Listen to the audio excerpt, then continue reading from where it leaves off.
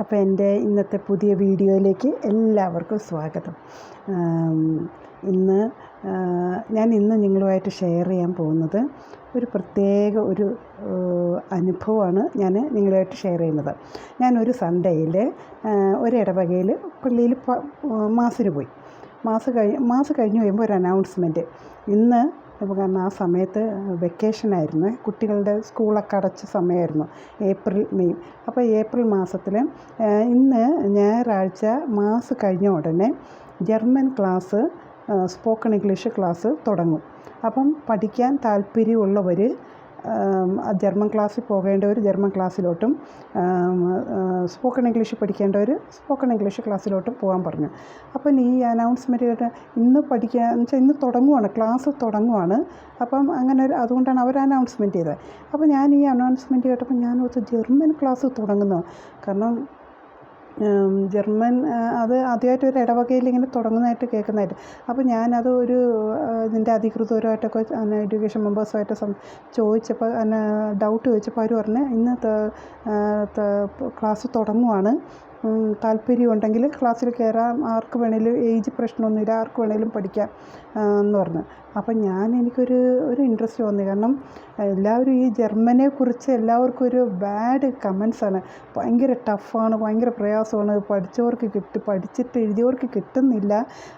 കാരണം പല ഫാദേഴ്സിൻ്റെ ടോക്കിലും ഒക്കെ ഇങ്ങനെ സംസാരിക്കും, പ്രാർത്ഥിക്കും അവർ ജർമ്മൻ കിട്ടിയവർക്ക്, പരീക്ഷ കഴിഞ്ഞവർക്ക് A1, A2, B1, B2 അതൊക്കെ എക്സാമിന് വേണ്ടി പ്രാർത്ഥിക്കുന്നൊക്കെ കേട്ടിട്ടുണ്ട്. അപ്പം ഞാൻ ഓർക്ക് എന്താണ് ജർമ്മൻ ഇത്രയും ടഫ് എല്ലാവർക്കും.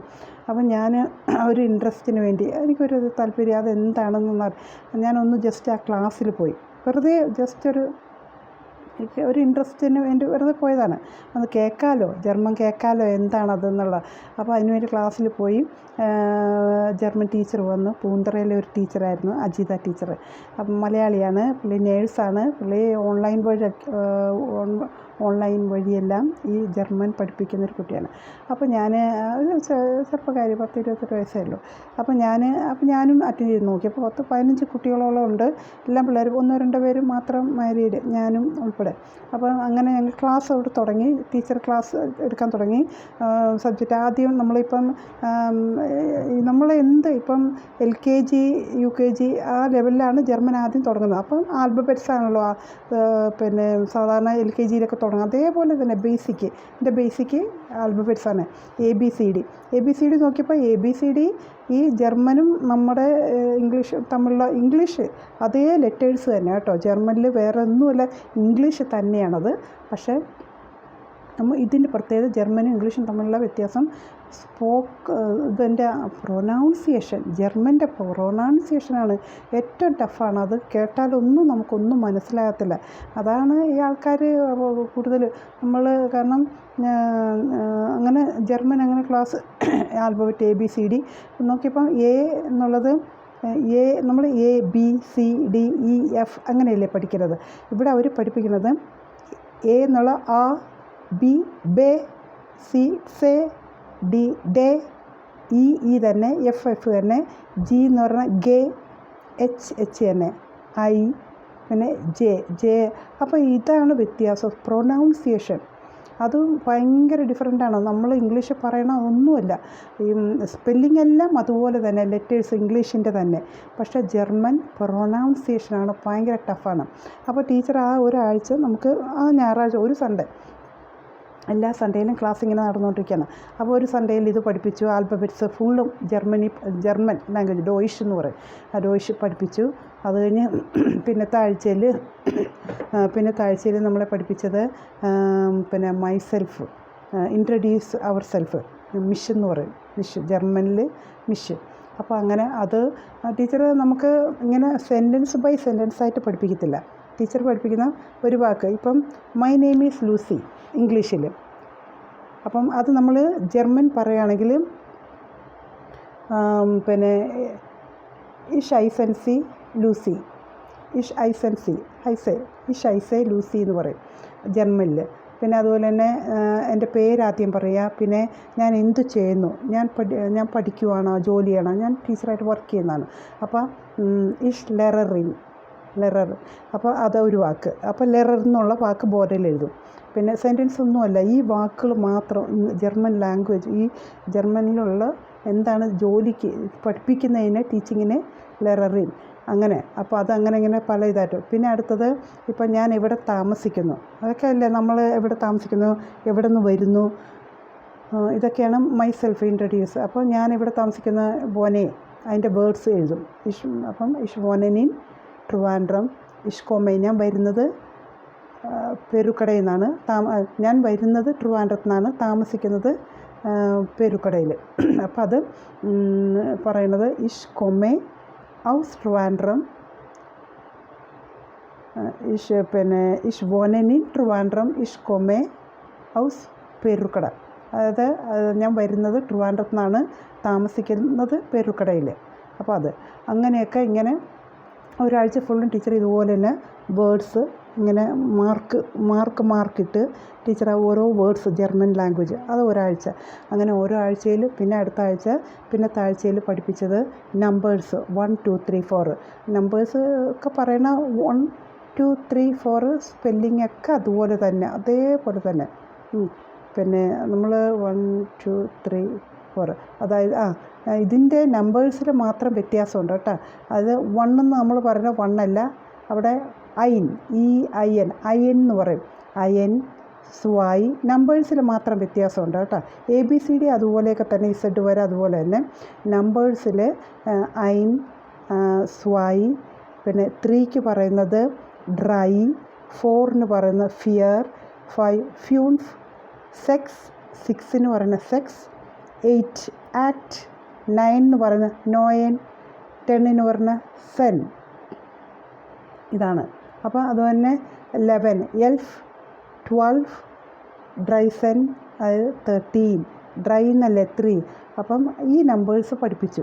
അങ്ങനെ ഇപ്പോൾ നമ്മൾ 20 വരെ പഠിച്ചു കഴിഞ്ഞാൽ പിന്നെ അപ്പോൾ ഈ നമ്പേഴ്സിൽ വ്യത്യാസമുണ്ട്. 1 2 3 അല്ല.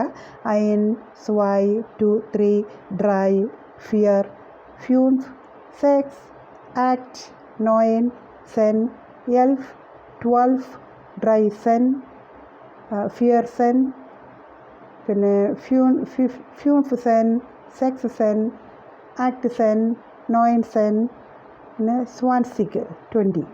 അപ്പോൾ ഇതൊക്കെ ആ ആഴ്ചയിൽ പഠിപ്പിച്ചു. അപ്പോൾ ഇതെല്ലാം ജർമ്മനിയിലാണ്. മലയാളം ടീച്ചർ ഒന്നും പറഞ്ഞിട്ടില്ല.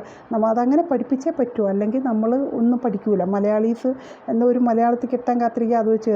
അപ്പം അവർക്ക് കമ്പൽസറിയാണ് പഠിപ്പിക്കുമ്പോൾ മലയാളം അവർ ലാംഗ്വേജ് മദർ ടങ്ക് സംസാരിക്കാൻ പാടില്ല. അപ്പോൾ ജർമ്മനി തന്നെ ജർമ്മൻ ലാംഗ്വേജ് തന്നെ സംസാരിച്ച് പഠിപ്പിക്കണമെന്നാണ് അതവർക്ക്. പക്ഷെ അതുകൊണ്ടൊക്കെയാണ് കൂടുതലും അതെനിക്ക് ഒത്തിരി സഹായമായി. ഈ പ്രൊനൗൺസിയേഷൻ മാത്രമേ ഉള്ളൂ കേട്ടോ, ബാക്കി എളുപ്പമാണ് ജർമ്മൻ. സത്യം പറഞ്ഞാൽ എനിക്ക് ഒത്തിരി ഇഷ്ടപ്പെട്ടു അത്. ഓരോ ആഴ്ചയിൽ ചെല്ലുന്തോറും അതിനോടുള്ള ഇഷ്ടം കൊണ്ട് ഞാൻ എല്ലാ ആഴ്ചയിലും പോയി ആ വെക്കേഷൻ ക്ലാസ് ഞാൻ കംപ്ലീറ്റ് ചെയ്തു. അപ്പോൾ ഞാൻ ഇതിൻ്റെ ഇടയ്ക്ക് ഞാൻ പരീക്ഷയ്ക്ക് പഠിക്കുമ്പോൾ എന്നുവെച്ചാൽ എന്തായാലും പഠിക്കാനിറങ്ങി. ഞാൻ പഠിക്കാൻ തന്നെ തീരുമാനിച്ച്. പരീക്ഷയ്ക്ക് എഴുതാനൊന്നുമല്ല, ഒരു ഇൻട്രസ്റ്റില്ല. ഇപ്പം അങ്ങനെ ഓരോ ആഴ്ചയിലും പോയി. അപ്പോൾ ഞാൻ പിന്നെ ആദ്യത്തെ ആഴ്ചയിലൊക്കെ ഞാൻ ഹസ്ബൻഡിനോട് പറഞ്ഞു, ഒന്നും മനസ്സിലാകുന്നില്ല. ഞാൻ ആദ്യത്തെ ആഴ്ചയൊക്കെ വെറുതെ ഇരിക്കുക. ടീച്ചർ ബോർഡിൽ എന്തൊക്കെ എഴുതും അതുപോലെ വരയ്ക്കുന്ന പോലെ ഞാൻ ഇംഗ്ലീഷ് ആയതുകൊണ്ട് മനസ്സിലാവുന്നുണ്ട്. ഇംഗ്ലീഷ് ലെറ്റേഴ്സാണ് എഴുതുന്നത്. അതുകൊണ്ട് അതൊരാശ്വാസമാണ് കേട്ടോ. അതുകൊണ്ട് നമുക്ക് അതേപോലെ എഴുതാം. പിന്നെ ഹസ്ബൻഡിനോട് ഇവിടെ വീട്ടിൽ വരുമ്പോൾ ഞാൻ പറയും എനിക്ക് ഒന്നും മനസ്സിലായില്ല. അപ്പോൾ ഹസ്ബൻഡ് പറയും ഞാൻ ഒരു ആപ്പ് പരിചയപ്പെടുത്തരാം, വാട്സപ്പിൽ മെറ്റ അല്ല്, നിങ്ങൾക്കാണെങ്കിൽ അത് ഹെൽപ്പ് ചെയ്യുക. അതുകൊണ്ടാണ് അത് പറഞ്ഞു തരണേ. മെറ്റ അല്ലെന്ന് പറഞ്ഞു വാട്സപ്പിൽ ഒരു ആപ്പുണ്ട്. അപ്പോൾ ആ ആപ്പ് എടുത്തിട്ട് പിന്നെ നിനക്ക് എന്ത് സംശയം ഉണ്ടായാലും അതിൽ അവരോട് ചോദിക്കാം. അതൊരു റോബോട്ടാണ്, എന്ത് സംശയവും നമുക്ക് ക്ലിയർ ചെയ്ത് തരും. അപ്പോൾ ഞാനത് ആദ്യമൊക്കെ മലയാളത്തിൽ എഴുതാൻ തുടങ്ങി. മലയാളത്തിൽ എഴുതിയപ്പോൾ അയാൾ ഇംഗ്ലീഷിൽ എഴുതി എനിക്കൊന്നും മനസ്സിലാകുന്നില്ല. I cannot understand. അപ്പോൾ എനിക്ക് മനസ്സിലായി ഇംഗ്ലീഷിൽ എഴുതിയാൽ. അപ്പോൾ ഞാനത് ഓരോന്നും പിന്നെ ഇപ്പം 1 IN എന്നുള്ളത്. അപ്പോൾ ഇതെങ്ങനെ സംസാരിക്കണമെന്ന് അറിയത്തില്ല. ടീച്ചർ പിന്നെ ട്രാൻസ്ലേഷൻ ഒന്നും എഴുതരില്ല. ഇപ്പോൾ IN EIN അത്രയേ ഉള്ളൂ ടീച്ചർ. IN സ്വായ് 2 SWEI സ്വായ് അപ്പോൾ ഇതെങ്ങനെ വാക്ക് എങ്ങനെ പ്രൊനൗൺസ് ചെയ്യണമെന്നോ ഒന്നും ടീച്ചർ പറഞ്ഞു തരില്ല. ടീച്ചർ അങ്ങ് സ്പീഡിൽ പറയും, പക്ഷെ നമ്മൾ എഴുതി തരൂല. ട്രാൻസ്ലേഷൻ അത് നമ്മൾ പഠിക്കാൻ ആഗ്രഹമുള്ളവർ ആ ട്രാൻസ്ലേഷൻ വെച്ച് തന്നെ പഠിക്കണം കേട്ടോ. അത് നിങ്ങൾക്ക് ആ ആപ്പ് ഉണ്ടെങ്കിൽ, ഈ മെറ്റാലെന്ന് പറഞ്ഞാൽ ആ ആപ്പിനോട് ചോദിച്ചാൽ എന്ത് പറഞ്ഞു തരും. ഒരു വാക്ക് എഴുതിയാൽ ഇതെങ്ങനെ ട്രാൻസ്ലേറ്റ് ചെയ്യും, can you help me translation, just simple word എഴുതിയാൽ മതി. അവർ അത് ചോദിക്കേണ്ട രീതി അവർ ഞങ്ങൾക്ക് പറഞ്ഞു തരും. അത് റോബോട്ടാണ്, സംസാരിക്കുകയൊന്നുമില്ല, പക്ഷേ എന്ത് ചോദിച്ചാലും ക്ലിയർ ചെയ്തു തരും. അങ്ങനെ ഞാൻ പഠിച്ചത് സത്യം പറയാം. പിന്നെ ഞാൻ പഠിക്കുമ്പോൾ ഓരോ പ്രാവശ്യം ഞാൻ ഓരോ ജർമ്മൻ ക്ലാസ് വീട്ടിൽ വന്ന് പഠിക്കുന്നതിന് മുമ്പേ പരിശുദ്ധാത്മാവിൻ്റെ ഒരു ജപമാല ഞാൻ ചെല്ലുമായിരുന്നു. പരിശുദ്ധാത്മാവെ എന്നെ നിറയണമേ, നിങ്ങളുടെ വാഗ്ദാനമേ ആത്മാവിനെ മേലയക്കണേ. ഒരു ജപമാല ഉണ്ടല്ലോ, 10 പ്രാവശ്യം ജപമാല ചൊല്ലി അത് ഞാൻ പ്രാർത്ഥിക്കുമായിരുന്നേ. പിന്നെ ഞാനൊരു അച്ഛൻ്റെ വചനം ഞാൻ കേൾക്കും, പല ടോക്ക് ഞാൻ കേൾക്കും. അടുക്കളയിലൊക്കെ വർക്ക് ചെയ്യുമ്പോഴൊക്കെ ടോക്ക് കേട്ടോണ്ടേ ഞാൻ ജോലി എത്തുക. അപ്പോൾ ഞാനൊരു വചനം, ഒരു ഫാദർ ഇങ്ങനെ പറയുന്നു, നിങ്ങൾക്ക് ഇപ്പോൾ പരീക്ഷയ്ക്ക് പഠിക്കുന്ന പിള്ളേരാണെങ്കിലും അച്ഛനൊരു വചനം പറഞ്ഞു തന്നേ. അത് ഈ വചനമാണ്, ഞാൻ സകല മർത്യരുടെയും ദൈവമല്ലേ, എനിക്ക് അസാധ്യമായി എന്തെങ്കിലുമുണ്ടോ. അത് ജെറമിയ 32:7 32:7 ഈ വചനം. അത് ഞാൻ ഉടനെ നോട്ട് ചെയ്തു. എടുത്തിട്ട് ഞാൻ എന്ത് ചെയ്യുന്നറിയാം, ഈ ജർമ്മൻ എന്തായാലും പഠിക്കണമെന്ന് എനിക്കൊരാഗ്രഹം. A1 A2 B1 B2 എക്സാമൊക്കെ എഴുതണമെന്നൊരാഗ്രഹമുണ്ട്. എന്നെക്കൊണ്ട് സാധിക്കത്തില്ല. ഒന്നാമത് ഓർമ്മ കിട്ടത്തില്ല, പഠിക്കാൻ പറ്റത്തില്ല, ഫീസ് എല്ലാം കൂടെ അസാധ്യമാണ്. എങ്കിലും ഇവിടെ പഠിപ്പിക്കുന്ന കാര്യങ്ങൾ പഠിക്കാനുള്ള ഒരു ആഗ്രഹത്തിൽ വെച്ച് ഞാൻ ഈ വാക്ക് വെച്ച്, ഞാൻ സകല മർത്യരുടെ ദൈവമല്ലേ, എനിക്ക് അസാധ്യമായി എന്തെങ്കിലും ഉണ്ട്. ഈശോയെ, ഈ വചനം ഞാൻ പഠിക്കാൻ പോണ ഈ ജർമ്മൻ ലാംഗ്വേജിൽ ഇതെനിക്ക് എനിക്കിതൊരു ഈ ആഗ്രഹം സാധിച്ചു തരണം, ഈ വചനം സ്ഥിരീകരിച്ച് തരണമേ. എനിക്ക് അസാധ്യമാണ്, എനിക്ക് പഠിക്കാൻ പറ്റുന്നില്ല. പഠിക്കാൻ ആഗ്രഹം ഒരു വശത്ത്, പക്ഷേ എനിക്കിത് പഠിക്കാൻ പറ്റുന്ന ഭയങ്കര പ്രയാസം. പക്ഷേ ഈ വചനം എനിക്ക് സ്ഥിരീകരിക്കണമേ. ജർമ്മൻ പഠിക്കുന്നതിൽ ഈ വചനം, ഞാൻ സകല മർത്യരുടെ ദൈവമല്ലേ, എനിക്ക് അസാധ്യമായി എന്തെങ്കിലും ഉണ്ട്. ഈ വചനം എൻ്റെ ജർമ്മൻ പഠനത്തിൽ അത് സ്ഥിരീകരിക്കണേ. ഞാനത് പറഞ്ഞ് പ്രാർത്ഥിച്ചിട്ടാണ് പല ആവർത്തി ഞാൻ ഈ വചനം പറഞ്ഞ് പ്രാർത്ഥിച്ചിട്ട് ഞാൻ പഠിക്കാൻ തുടങ്ങും. എനിക്ക് നല്ല പോസിറ്റീവ്, സത്യം പറഞ്ഞാൽ ഈ വചനം എന്നെ ഒത്തിരി ഹെൽപ്പ് ചെയ്തിട്ടുണ്ട് കേട്ടോ. എനിക്ക് പഠിക്കാനായിട്ട് പെട്ടെന്ന് പഠിക്കാൻ സാധിക്കുന്നു. ഈ വചനം എന്നെ ഒത്തിരി സഹായിച്ചു. ഞാൻ സകല മർത്യരുടെ ദൈവമല്ലേ, എനിക്ക് അസാധ്യമായി എന്തെങ്കിലും ഉണ്ട്. ഈശോയോട് പറയും, ഈശോയെ ഈ വചനം സ്ഥിരീകരിക്കണേ. ഞാൻ ജർമ്മൻ എക്സാം അഥവാ എഴുതുന്നുണ്ടെങ്കിൽ, ഈ ഇടവകയിൽ പരീക്ഷ ഇടുമല്ലോ ലാസ്റ്റ്, അപ്പം അഥവാ ഇടുവാണെങ്കിൽ എനിക്ക് ടോപ്പ് മാർക്ക് കിട്ടണം. ഇപ്പം 10 ഒരു കുട്ടി ചിലപ്പോൾ 8 മാർക്ക് കൂടിയ മാർക്ക് 20 ആയിരിക്കും വാങ്ങിച്ചത്. അപ്പോൾ എനിക്ക് 21 മാർക്ക് വേണം. എനിക്ക് ടോപ്പ് മാർക്ക് തരണേ, കൂട്ടിച്ചേർത്ത് എന്നിട്ട് ഈ വചനം സ്ഥിരീകരിക്കണേ. എനിക്ക് ജർമ്മൻ നന്നായി എളുപ്പത്തിൽ പഠിക്കുവാനും അത് നല്ല പരീക്ഷ ഇടുവാണെങ്കിൽ ടോപ്പ് മാർക്കിൽ ഞാൻ പാസ്സാകുവാനും ഈ വചനം സ്ഥിരീകരിക്കണേ. ഈ വചനത്തിലൂടെ സ്ഥിരീകരിക്കണേ. ഞാൻ സകല മർത്യരുടെ ദൈവമല്ലേ, എനിക്ക് അസാധ്യമായി എന്തെങ്കിലും ഉണ്ടോ. ആഗ്രഹമുള്ളവരൊക്കെ എഴുതിക്കോ കേട്ടോ. അപ്പോൾ ഇത് വളരെ എന്തോ പറയുക, ഒരു സ്ട്രോങ് വചനമാണ്. ഇരുതല വാളിനേക്കാൾ മൂർച്ചയേറിയ വചനമാണ്. ഈശോ ജീവിക്കുന്നുവെന്ന് ഞാൻ സാക്ഷ്യം പറയാം. ഇതിൻ്റെ പിന്നെ ഒരു സാക്ഷ്യം വരുന്നുണ്ട്. ഇത് പ്രാർത്ഥനയായിരുന്നു. ഇതിങ്ങനെ പഠിക്കുമ്പോഴൊക്കെ ഈ വചനം ഞാൻ പ്രാർത്ഥിച്ച് പഠിക്കുമായിരുന്നു. എന്നിട്ട് പഠിച്ചു. പിന്നെ മൈസെൽഫ് മൈസെൽഫ് അടുത്ത പിന്നെ താഴ്ച മൈസെൽഫ് ഇൻട്രൊഡ്യൂസ് അത് പഠിച്ചു. നമ്പേഴ്സ് പഠിച്ചു. ദൈവത്തിൻ്റെ ഈ വചനം വെച്ചൊക്കെ ഞാൻ എപ്പോഴും പ്രാർത്ഥിച്ച് പഠിക്കുമായിരുന്നു. അതെന്നെ വളരെയധികം സഹായിച്ചു. അങ്ങനെ ഓരോ ആഴ്ചയിലും മുന്നേറി പിന്നത്തെ ലാസ്റ്റ് ജൂൺ 8 വന്നു. ജൂൺ 8 ഞായറാഴ്ച പരീക്ഷയാണ്. ടീച്ചറെ അനൗൺസ്മെൻറ്റ് ചെയ്തു. നമുക്ക് ഗ്രൂപ്പ് ഉണ്ടായിരുന്നു. എന്നുവെച്ചാൽ ആ ഗ്രൂപ്പിൽ ഇടവകയിൽ ജർമ്മൻ പഠിക്കുന്നവരുടെ ഒരു ഗ്രൂപ്പ് ടീച്ചർ, അപ്പം ഞങ്ങളുടെ എല്ലാവരുടെയും പേര് അതിൽ ഇൻക്ലൂഡ് ചെയ്തു. അപ്പോൾ എൻ്റെയും ഉണ്ട്. അപ്പോൾ അങ്ങനെ എന്തെങ്കിലും, അപ്പോൾ എക്സാമൊക്കെ വരുമ്പോഴും നിങ്ങൾക്ക് ഓരോ ഹോംവർക്ക് തരുന്നത് ഈ ഗ്രൂപ്പിൽ ഇട്ടിട്ടായിരുന്നു ഹോംവർക്ക് തരുമായിരുന്നു. അപ്പോൾ അങ്ങനെ എക്സാം വന്നപ്പോൾ ഗ്രൂപ്പിലിട്ടു, ജൂൺ 8 നിങ്ങൾക്ക് എക്സാം ആയിരിക്കും, ജർമ്മൻ എക്സാം. ക്ലാസ് അവസാനിക്കുന്ന ദിവസമാണ്, കാരണം ഇനി സ്കൂൾ തുടങ്ങാറായി. അല്ലേ? അപ്പോൾ അങ്ങനെ മെയ് വരെ ക്ലാസ്സൊക്കെ എടുത്തു. അങ്ങനെ അപ്പം പരീക്ഷയ്ക്ക് അങ്ങനെ തയ്യാറായിട്ട് അങ്ങനെ ഓരോ ആഴ്ചയും ഞാൻ ഈ പിന്നെ ആപ്പ് വെച്ച് മെറ്റ ആപ്പിൻ്റെ സഹായത്തോടൊരു ടീച്ചർ നന്നായിട്ട് പഠിപ്പിക്കുമായിരുന്നു, നല്ലവണ്ണം പഠിപ്പിക്കുമായിരുന്നു. ടീച്ചർ മലയാളം പറയത്തില്ല, ട്രാൻസ്ലേഷൻ എല്ലാം ജർമ്മനിലായിരുന്നു. അത് നല്ല കാര്യമാണ്, അല്ലെങ്കിൽ ഞാൻ ഇൻട്രസ്റ്റ് ഒന്നും എടുക്കില്ലായിരുന്നു. പക്ഷേ അതൊരു ആപ്പ് വഴി എനിക്ക് ഒത്തിരി ടീച്ചറിനെ പഠിപ്പിക്കലും പിന്നെ ആപ്പിൻ്റെ സഹായത്തോടുകൂടി നന്നായിട്ട് ഞാൻ ഹാർഡ് വർക്ക് ചെയ്തു. വചനത്തിൻ്റെ സഹായത്തോടുകൂടി പരിശുദ്ധാത്മാവിൻ്റെ സഹായത്തോടെ നല്ലവണ്ണം ഞാൻ ഹാർഡ് വർക്ക് ചെയ്തു. പരീക്ഷ ടൈമിൽ ആഴ്ചയിൽ എൻ്റെ ഹസ്ബൻഡ് യൂറിൻ പ്രോബ്ലമായിട്ട് ആശുപത്രിയിൽ അഡ്മിറ്റ് ആകേണ്ടി വന്നു. ഞായറാഴ്ച എക്സാമാണ്, തിങ്കളാഴ്ച ഹോസ്പിറ്റലിൽ, തിങ്കൾ ചൊവ്വ ബുധൻ വ്യാഴമൊക്കെ ഹോസ്പിറ്റലിൽ, വെള്ളിയാഴ്ച ഡിസ്ചാർജ് ആയി. വെള്ളിയാഴ്ച ഞായറാഴ്ച പരീക്ഷയ്ക്ക് വേണ്ടി ടീച്ചർ ഒരു മോഡൽ ക്വസ്റ്റ്യൻ ഗ്രൂപ്പിലിട്ടു. അത് ഞാൻ വെള്ളിയാഴ്ച വീട്ടിൽ വന്നിട്ട് എല്ലാവരും ഹസ്ബൻഡ് ഉറങ്ങിക്കഴിഞ്ഞ് രാത്രി ഞാൻ പഠിക്കാനിരുന്നപ്പോൾ ഞാൻ ഈ പഠിച്ചതെല്ലാം ഞാൻ ഓരോ ആഴ്ചയിലും പഠിക്കുന്നുണ്ടായിരുന്നല്ലോ, നല്ലോണം വർക്ക് ചെയ്യുന്നുണ്ടായിരുന്നു, ബോർഡിൽ എഴുതി പഠിക്കുന്നുണ്ടായിരുന്നു. കാരണം എനിക്കൊരു വലിയൊരു ബോർഡുണ്ട്, ആ ബോർഡ് ഞാൻ കാണിച്ചു തരാമേ. ഈ ബോർഡ് ഞാൻ സ്കൂളിൽ പഠിപ്പിക്കുമ്പോഴൊക്കെ കാണാമോ ബോർഡ്? അപ്പം ഇതിപ്പോൾ ഞാൻ ഇത് എല്ലാം ഇതാവുക, അതുകൊണ്ടാണ് ഞാനധികം കാണിക്കാത്തത്. അപ്പോൾ ഞാൻ ബോർഡിൽ എഴുതി പഠിക്കുമായിരുന്നു കേട്ടോ. ഞാൻ അധ്വാനിച്ച വഴികൾ പറഞ്ഞു തരുവാണ്. അപ്പം ബോർഡിലൊക്കെ ഞാൻ എഴുതി പഠിച്ചു. ഒരാഴ്ചയിൽ ക്ലാസ്സിൽ ഞാൻ ഒന്നും പറയത്തില്ല. ടീച്ചർ ബോർഡിൽ പോയി പിന്നത്തെ ആഴ്ചയിൽ പഠിപ്പിച്ച് ബോർഡിൽ പോയി എഴുതാൻ പറയും. ഞാനൊന്നും എഴുത്തില്ല, ഒന്നും പറയത്തില്ല, എനിക്ക് ഒന്നും അറിയത്തില്ല, ഒന്നും മനസ്സിലാകത്തില്ല. പക്ഷേ ആ ആഴ്ച കഴിഞ്ഞ് വരുന്ന ഇത് ഓരോ ആഴ്ചയിൽ ഞാൻ പഠിച്ചിട്ടേ പോകത്തുള്ളായിരുന്നു. ആ ആപ്പ് വഴിയും എല്ലാം ഞാൻ ഡൗട്ട് ചോദിച്ച് ക്ലിയർ ചെയ്ത് പോവുമായിരുന്നു, പഠിക്കുന്നുണ്ടായിരുന്നു. പിന്നെ അങ്ങനെ വന്നു. പിന്നെ ആ പരീക്ഷയുടെ സമയത്ത് തിങ്കൾ തൊട്ട് വെള്ളിയാഴ്ച വരെ ഹോസ്പിറ്റലായി. പിന്നെ ഡിസ്ചാർജ് ചെയ്തു ഹോസ്പിറ്റലിനെ. പിന്നെ അത് കഴിഞ്ഞ് രാത്രി ഇരുന്ന് പഠിച്ചു. വെള്ളി ശനി ഞായറാഴ്ച പരീക്ഷയ്ക്ക് പോകാൻ വേണ്ടി രാത്രി ഇരുന്ന് ഞാൻ പഠിക്കുകയാണ്, ഓരോന്നും റിവൈസ് ചെയ്യാണ്. അപ്പോൾ ഞാൻ ഇങ്ങനെ ആ മോഡൽ ക്വസ്റ്റ്യൻസ് എല്ലാം ഒരു നോട്ട് ബുക്കിൽ എഴുതി, ഓരോ ക്വസ്റ്റ്യൻ്റെ നേരെ താഴെ ആൻസർ. അപ്പോൾ അത് നോക്കി പഠിച്ചാൽ മതിയില്ല, കാരണം ഇഷ്ടംപോലെ ടീച്ചർ ആഴ്ചകളിൽ പഠിപ്പിച്ചൊക്കെ ഇഷ്ടംപോലെ ഇരിക്കുന്നത്, എവിടെ നിന്ന് എങ്ങനെ തുടങ്ങണമെന്നും എനിക്കറിയത്തില്ലായിരുന്നു. അപ്പോൾ ഞാൻ ഈ മോഡൽ ക്വസ്റ്റ്യൻ തന്നുകൊണ്ട് ആ മോഡൽ ക്വസ്റ്റ്യൻ മാത്രം പഠിച്ചിട്ട് പോകാമെന്ന് വിചാരിച്ച്, അല്ലെങ്കിൽ ഒന്നെങ്കിൽ പരീക്ഷ എഴുതാതിരിക്കണം, ഇത്രയും കഷ്ടപ്പെട്ട് പോയതല്ലേ, എന്തെങ്കിലും പഠിച്ചതെങ്കിലും എഴുതാമല്ലോ എന്ന് വിചാരിച്ച് ഞാൻ ആ മോഡൽ ക്വസ്റ്റ്യൻസ് എഴുതി അതിൻ്റെ പഠിച്ചു. അപ്പോൾ ഞാൻ ഈ രാത്രിയിലൊരു സംഭവം ഉണ്ടായി കേട്ടോ. ഞാൻ രാത്രിയിൽ ഇങ്ങനെ റിവൈസ് ചെയ്തുകൊണ്ടിരിക്കുകയായിരുന്നു. അപ്പം മൈസെൽഫൊക്കെ ഞാനിങ്ങനെ കാണാതെ, അപ്പം ഞാനിങ്ങനെ പഠിച്ച് മൈസെൽഫ് ഞാൻ പറഞ്ഞ മോഡൽ ക്വസ്റ്റ്യൻ വെച്ച് ഞാൻ ഓരോന്നിൻ്റെ ക്വസ്റ്റ്യൻ എഴുതി അതിങ്ങനെ മൈസെൽഫ് പഠിക്കുമ്പോൾ ഞാനിങ്ങനെ കാണാതെ പറയുവാണ്, പിന്നെ മൈ നെയിം ഇസ് ലൂസി, അതായത് ഇംഗ്ലീഷ് ഞാൻ പറയുന്നത് നിങ്ങൾക്ക് മനസ്സിലാകാൻ വേണ്ടിയാണ്. എൻ്റെ പേര് ലൂസിയാണ്. അത് ഞാൻ ജർമ്മനിൽ പറയുമ്പം പിന്നെ ഇഷ് ബിൻ ലൂസി വാൾട്ടർ, പിന്നെ ഞാൻ ടീച്ചറായിട്ട് ജോലി ചെയ്യുന്നു. പിന്നെ ഇഷ് ബിൻ ലെററിൻ, പിന്നെ ഞാൻ വരുന്നത് ട്രിവാൻഡ്രത്തു നിന്നാണ്. ഇഷ് കൊമേ ഹൗസ് ട്രിവാൻഡ്രം.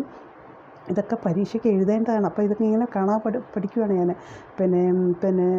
പിന്നെ ഞാൻ താമസിക്കുന്നത് പേരുക്കടയിലാണ്, ഇഷുവോനനിൻ പേരുക്കട.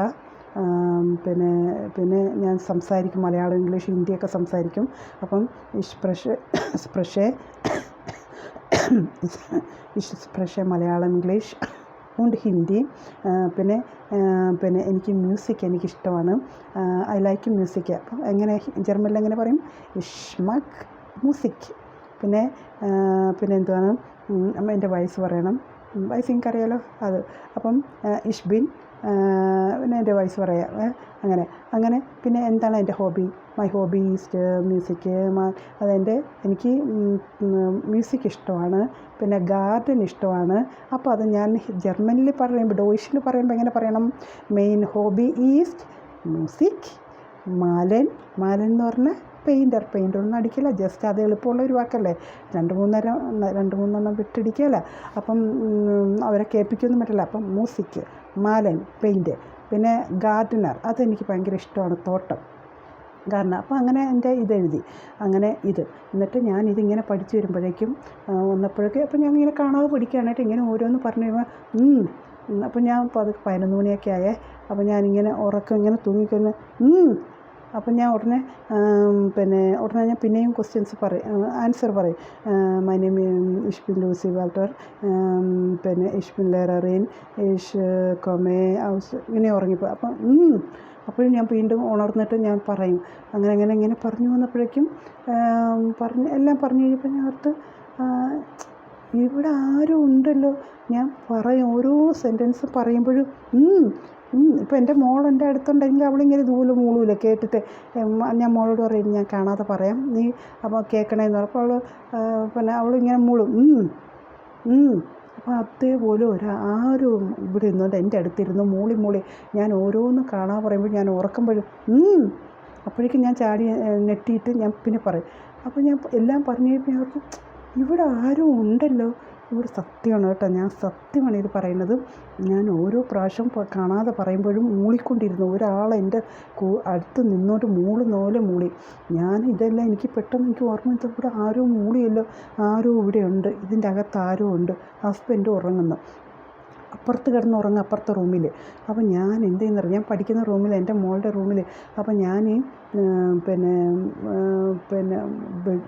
എമർജൻസി ലൈറ്റ് കൊണ്ടുവന്നിട്ട് ബെഡിൻ്റെ അടി ഇരുട്ടല്ലേ, അവിടെ ബെഡിൻ്റെ അടിയൊക്കെ നല്ലപോലെ ടോർച്ചടിച്ച് എമർജൻസി ലൈറ്റ് ഇട്ട് നോക്കി. എല്ലാവരും നോക്കിയിട്ട് ആരെയും കാണാനില്ല.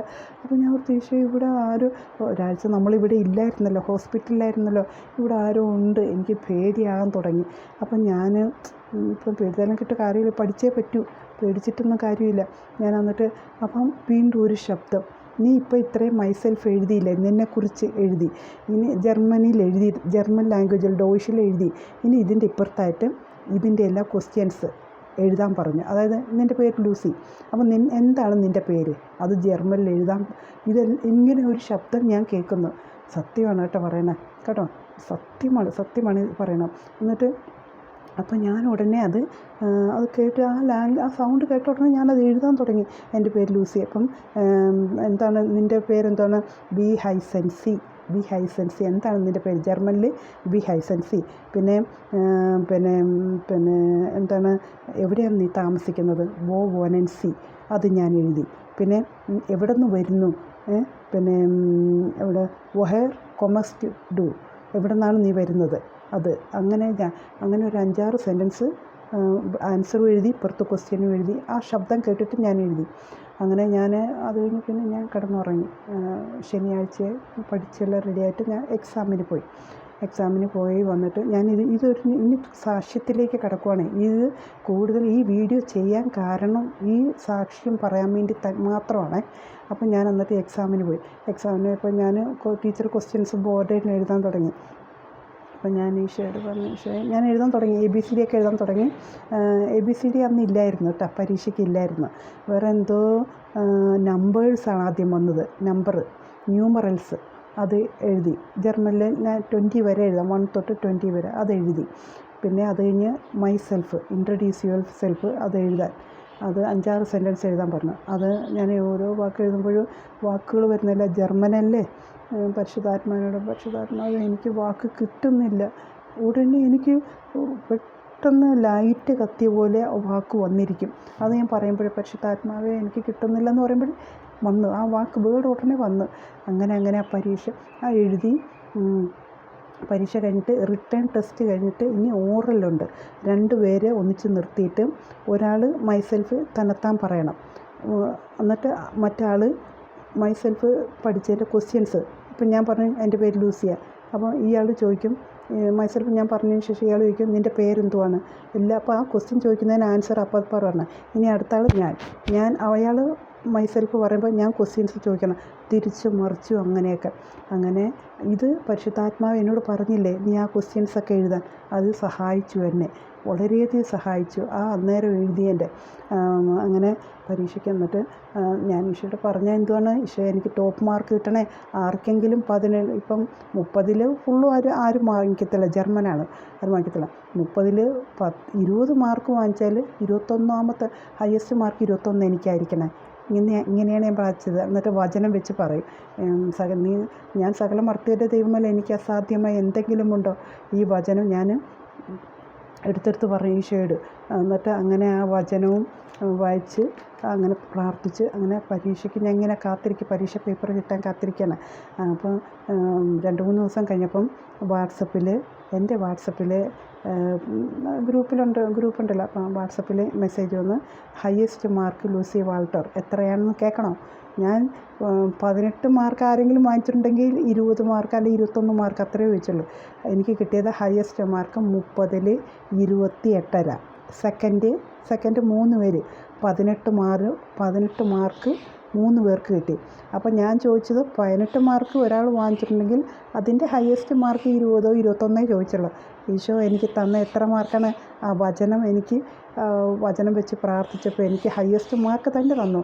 അത് ഏറ്റവും ടോപ്പ് മാർക്ക് 30-ൽ 28.5. ഒരിക്കലും ഞാൻ പ്രതീക്ഷിച്ചില്ല എനിക്കിത് കിട്ടുമെന്ന്. ആ കർത്താവിൻ്റെ വചനവും പരിശുദ്ധാത്മാവിൻ്റെ സാന്നിധ്യവും എന്നെ ഒത്തിരി സഹായിച്ചു. പരിശുദ്ധാത്മാവിൻ്റെ ജപമാല ഞാൻ പ്രാർത്ഥിച്ചു. ഇത് കേൾക്കുന്നവരാരെങ്കിലും പഠിക്കുന്നവരുണ്ടെങ്കിൽ തീർച്ചയായിട്ടും ഈ വചനം വെച്ച് തന്നെ പ്രാർത്ഥിക്കണേ. ഞാൻ സകല മർത്യരുടെ ദൈവമല്ല അറിയാലോ, 32 7 വാക്യമെന്ന് തോന്നുന്നു, 7ആണ്. ഇപ്പം ഇത് വെച്ചൊന്ന് പ്രാർത്ഥിക്കുക. പരിശുദ്ധാത്മാവിൻ്റെ ജപമാലയും ചൊല്ലുക പഠിക്കുന്നൊരു കുട്ടിയാണെങ്കിൽ. ഇത് നിങ്ങളെ വളരെയധികം അച്ചിട്ടാണ്. കാരണം വചനം ഈശോയാണെന്നുള്ളത് അത് മാംസം ധരിച്ച പോലെ എനിക്ക് തോന്നി. കാരണം ഇപ്പം കർത്താവിന് നിൻ്റെ ഉദരത്തിലൊരു ശിശു ജനിക്കും, യേശു എന്ന് പേരിടണം. ഇതൊക്കെ വചനമായിട്ടാണ് പറഞ്ഞത്. ഒരു മാലാഖ വന്ന് പറയുന്നത്, ഗബ്രിയേൽ മാലാഖ വന്ന് പറയുന്നതൊക്കെ വചനമാണ്. ദൈവദൂതൻ അറിയിക്കുന്ന പിതാവായ ദൈവത്തിനാൽ അയക്കപ്പെട്ടതാണ്. എന്നിട്ട് ആ വചനം മറിയത്തോട് പറയുമ്പോൾ ആ വചനം മാംസം ധരിച്ചാണ്ട്.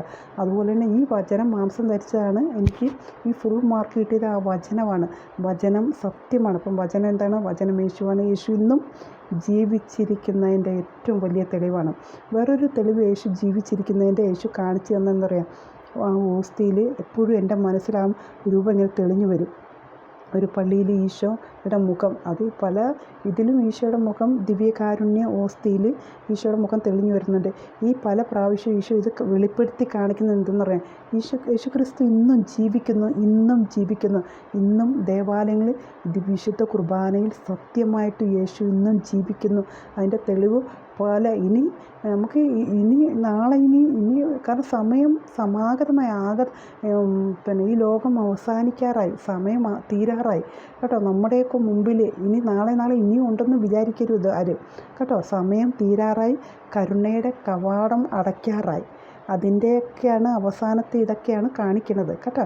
ഈശോ കൂടെ ഇനി പ്രതീക്ഷിക്കരുത്. ഇന്ന് നമുക്ക് ആ വിശ്വാസം നമ്മളുണ്ടെങ്കിൽ ആ വിശ്വാസത്തിൽ അടിയുറച്ച് നിൽക്കുക എല്ലാവരും. അത്രയും മാത്രമേ പറയുള്ളൂ. വചനത്തിൽ യേശുവുണ്ട്, ബൈബിളിൽ. ഈ വചനം മുറുകെ പിടിച്ചു. ഈ വചനം വായിക്കാവുന്നവർ മാക്സിമം സമയം കിട്ടുന്ന ദിവസങ്ങളിലൊക്കെ വായിക്കണം കേട്ടോ. ഞാൻ എല്ലാ ദിവസവും വായിക്കും. അങ്ങനെ വചനത്തോടെ എനിക്ക് വിശ്വാസമായത്.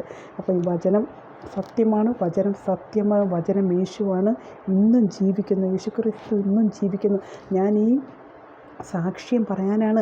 കാരണം ആ വചനമാണ് എന്നെ ഏറ്റവും ടോപ്പ് മാർക്ക്. ഞാൻ വെറും ആരെങ്കിലും 18 മാർക്ക് വാങ്ങിച്ചാൽ എനിക്ക് 20-ഓ 21-ഓ അത്രയും ഞാൻ ചോദിച്ചുള്ളൂ. പക്ഷേ യേശു തരുന്നത് ഏറ്റവും നല്ലത്, ഏറ്റവും 18-ന് 20 മാർക്കല്ല തരുന്നത്. യേശു ഫുൾ മാർക്ക് തരും. എനിക്ക് ഫുൾ മാർക്ക് വേണ്ട, ഞാൻ അഹങ്കാരിയാകും. അതെനിക്ക് വേണ്ട. അത് ഈശോയ്ക്ക് അറിയാം. എൻ്റെ വീക്ക്നെസ് ഈശോയ്ക്ക് അറിയാം, ഞാൻ അഹങ്കാരിയാണെന്നുള്ള. എനിക്ക് വേണ്ട പപ്പ, എനിക്ക് ഹയ്യസ്റ്റ് ഇത്രയും വലുത് എനിക്ക് ഇത്രയും തന്നല്ലോ, എനിക്കത് മാത്രം മതി. കൊടാനുകൂടി നന്ദി. എല്ലാ മഹത്വം എൻ്റെ ദൈവത്തിന് മാത്രം. ദൈവനാമം മഹത്വപ്പെട്ട് ഈ വചനം എന്നും ജീവിക്കട്ടെ, നിങ്ങളുടെ ഹൃദയങ്ങളിൽ എന്നും ജീവിക്കട്ടെ. ഈ യേശു ഒരു അനുഭവമായി മാറട്ടെ, നിങ്ങൾക്കും ഒരു അനുഭവമായി മാറട്ടെ. ഇത് ഇന്ന് എന്നെ കേട്ട എല്ലാവരും ദൈവം അനുഗ്രഹിക്കട്ടെ. വചനം സത്യമാണ്, മുറുകെ പിടിച്ചു. വചനത്തിൽ നിന്നുകൊണ്ട് നിങ്ങൾ എന്തും ചോദിച്ചോ, തീർച്ചയായിട്ടും ഈശോ തരും. കാരണം ആ വചനത്തിന് ഈശോ ജീവിക്കുന്നു. യേശു ക്രിസ്തു ഇന്നും ജീവിക്കുന്നു. ഇതെൻ്റെ സാക്ഷ്യമാണ്. ഇതെൻ്റെ ചാനലാണ്, ഈശോ തന്ന ചാനലാണ്. ഈ ചാനലിൽ ഞാൻ യേശു ക്രിസ്തു ഈ വചനത്തിൽ ഇന്നും ജീവിക്കുന്നു. ഞാൻ സകല മർത്യരുടെ ദൈവമല്ലേ, എനിക്ക് അസാധ്യമായി എന്തെങ്കിലും. നമ്മളൊരു ഭവനം ജയിച്ചാൽ യേശു വലിയ കൊട്ടാരം നമുക്ക് തരും. കാരണം ഈശോയുടെ മക്കളാണ് നമ്മൾ, സ്വർഗീയ അപ്പൻ്റെ മക്കളാണ്.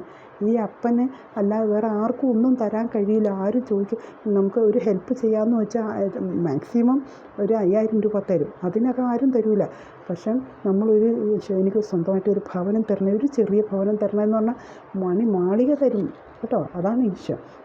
യേശുക്രിസ്തു ഇന്നും ജീവിക്കുന്ന വചനത്തിലൂടെ, വചനം വെച്ച് നിങ്ങൾക്ക് എന്താണ് നിങ്ങളുടെ നിയോഗം, അത് ഒരു വചനം വെച്ച്, ഏതെങ്കിലും വചനം ജീവിക്കുന്ന ഇത് സത്യമാണ്. 100 ഞാൻ എപ്പോഴും പറയും ഈശോയോട്, ഈശോ 100 സത്യമാണ്, നീ പറയുന്ന ഓരോ വചനവും സത്യമാണ്, വചനം ജീവിക്കുന്ന യേശുക്രിസ്തു ജീവിക്കുന്ന. I love my Jesus, I trust in you papa. ഇതെൻ്റെ സാക്ഷ്യമാണ്. I love my Jesus, I trust in you papa. എനിക്ക് ശ്വാസമുള്ളിടത്തോളം കാലം എൻ്റെ ഈശോയ്ക്ക് വേണ്ടി ഞാൻ ജീവിക്കും. യേശുക്രിസ്തു ഇന്നും ജീവിക്കുന്നു. I love my Jesus, I trust in you. I love my Jesus, I trust in you പപ്പ. I love my Jesus, I trust in you. എൻ്റെ സാക്ഷ്യമാണ് പപ്പ. എൻ്റെ യേശുവിനോടുള്ള എൻ്റെ സ്നേഹവും എൻ്റെ പിതാവായ ദൈവത്തിലുള്ള എല്ലാ മഹത്വവും പരിശുദ്ധാത്മാവുമായുള്ള ഐക്യത്തിൽ ഈശോയ്ക്ക് ഞാൻ നൽകുന്നു. എല്ലാ മഹത്വവും ദൈവത്തിന്. ആരാധന ഈശോയെ, എല്ലാ ആരാധനയും സ്തുതിയും പുകഴ്ചയും നിനക്ക് മാത്രം.